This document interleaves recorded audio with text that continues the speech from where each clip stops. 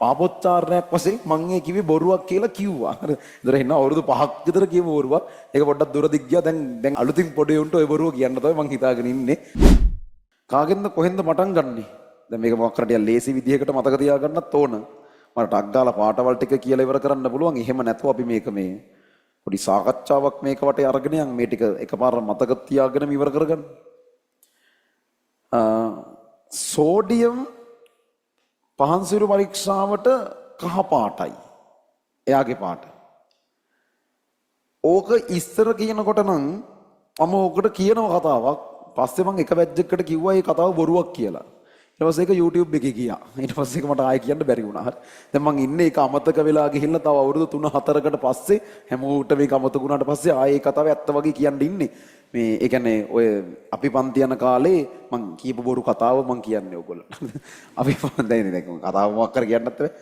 පන්ති යන කාලේ තිබ්බ මේ අපි නුගේගොඩ ඒ යවට පන්ති ගියේ ඔය දෙල්කඳ කියන ඒවා තියෙන්නේ. හරි. යන් එහි ගියේ පන්ති මේ ඒවල ඔය ඒක තියෙනවා දෙල්කඳ හන්දිය කියලා තියෙනවා. එතන තියෙනවා කරත්තයක්. ඒ කරත්තේ නම් ඇත්තටම තියෙනවා. ඒකේ මං කිව්ව විදිහේ ලාම්පුවකුත් තිබ්බා. ඒක සෝඩියම් ලාම්පුවක් නෙවෙයි. මං එකම බොරුව ඒක සෝඩියම් ලාම්පුවක් කියලා කියපු එක. ඒ කියන්නේ ඒ කරත්තේ අර ඒක එහෙම තියෙනවනේ ටියුෂන් වටේට හැදෙන උපසංස්කෘති තියෙනවනේ. ඒතර ඒ කියන්නේ එහෙම කල්චර්ස් තියෙනවනේ. ඒ කියන්නේ අර පන්ති ඉවරලා යනකොට දැන් එතන සාමාන්‍යයෙන් වෙනම සෙට් එකක් හැදිලා තියෙනවා. උන් ටික හැමදාම අර එතන ගිහිල්ලා මොනවා හරි කාලා ප්ලේන් එතන නිකන් හන්දියේ පුටු එහෙම තියලා තියෙනවා. හන්දිය කියන්නේ පාරමැද නෙවෙයි. හන්දිය අයිනේ කරත්තේ තියෙනවා. කරත්තේ ගාව ඒක ඒගොල්ලන්ගේ ඉඩමක් මොකක්වත් නෙවෙයි පොදු ඉඩමක්.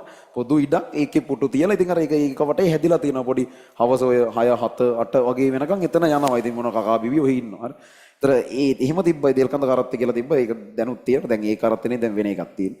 කොහොමද ඒකේ තිබ්බා ඇත්තටම මේ ලාම්පුවක් තිබ්බා. ඒකේ මාර දීප්තිමත් ලස්සන කහ පාටක් තියෙනවා.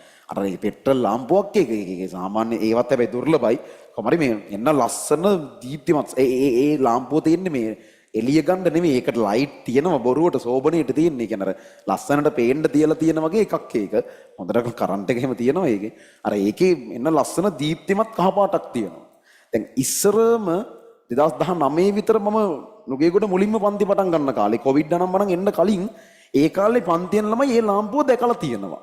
හරි ඒ කියන්නේ මම 2017 ඒ ලෙවල් කරේ. ඒතර මම 2019 බැච් එකට මම පන්ති කරන්න පටන් ගත්තා. එතකොට 2019 ඒ ලෙවල් කරන ළමයි කියන්නේ මම ඒ ලෙවල් කරන්න කාලේ මම 2017 ඒ ලෙවල් කරද්දි උනුත් ඒ ලෙවල් පන්ති යනවා. උන් ඕ ලෙවල් ඉවර කරලා ඒ ලෙවල් වලට ඇවිල්ලා. එතකොට උන් ඒ කරත්තේ උන් දැකලා තියෙනවා. නුගේගොඩනේ පන්ති කරේ. උන් ඒක දැකලා තියෙනවා. ඉතින් උන්ට ඒ කරත්තේ උන් දන්නවා ඒක. උන්ට ඊට පස්සේ ඒක තමයි සෝඩියම් ලාම්පුව ඒ තියෙන්නේ කිව්වම උන්ට මතක හිටිනවා පහන්සල පරීක්ෂාවේ පාට කහ පාටයි කියලා. ඒක සෝඩියම් ලාම්පුවක් නෙමෙයි. ඒක නිකන් ලාම්පුවක්. ඒවට එක කහ පාටයි. අර ඒක කිව්වම ඉතින් දැන් එහෙන කතාවක් එක්කනේ. දැන් මතකයි ඔක කහ පාටයි කිය. ඉතින් මං ඉතින් ඊළඟ බැච් වලටත් කිව්වා. පස්සේ කොවිඩ් ආවා. කොවිඩ් ආවට පස්සේ දැන් ඊට පස්සේ ටික ටික ඔක ලංකාවටම විවෘත වුණා. මං ඉතින් ලංකාවටම කිව්වා ඕක. ටික ටික බොරුව ලොකු වුණා. ඒ කියන්නේ මේම අපි යන කාලේ තිබ්බා මේ ලාම්පුවක්. ඒ දැන් ලාම්පුව දැකලා නැති එකටත් ওই කතාව කියද්දි ඉතින් කහපාට ලස්සන මොකක් හරි ලාම්පුවක් Tamanට ආවෙන එකක් ලැබෙනවා. ඊට පස්සේ ඌ ඒක සෝඩියම් ලාම්පුවක් කියලා හිතා ගන්නවා. ඉතින් හැමෝම ඊට පස්සේ සෝඩියම්ගේ පහන්සල පරීක්ෂාවේ පාට කහපාට කරගෙන ගියා. ඒ කියන්නේ සෝඩියම් ලාම්පුව කියලා කියන්නේ මේ ලැම්ප් එකේ පුරවලා තියෙන්නේ සෝඩියම් වාෂ්පය. එතකොට පහන්සිලු පරීක්ෂාවම නොවුනත් ඒ වගේ දෙයක් වෙලා එන එළිය කහපාට එළියක් විදිහට එළියට පේන්නේ. ඒතර එහෙම එකක් කියලා තමයි මම කියලා තිබ්බේ. ඒක බොරුවක්. හරිද?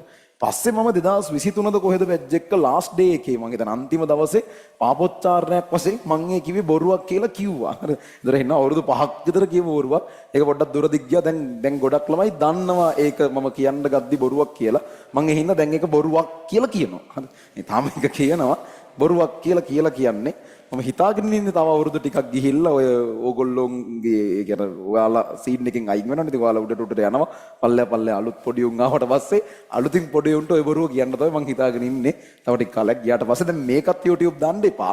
එහෙම වුණොත් මට ආයෙ අවුරුදු ගාණක් ඉන්න වෙනවා. ඕක කියන්න හරි. අවුරුද්දෙන් අවුරුද්ද ඔහොම වුණා. ඉතින් සාමාන්‍ය අවුරුදු 3-4ක් ගියාම ඉවරයි ඉන්නේ. ඒ කියන්නේ එක බැච් එක අවශේෂ ටික ඉවරයි. ආයෙ උන්ට කැම්පස් ගිහලා උන්ට මතක නෑනේ ඔය වීඩියෝ බලන්න. ඒ වුණා හරි. කොහොමද සෝඩියම් පහන්සල් පරීක්ෂාවට කහ පාටයි. ඒ අරගෙන අනිත් ටික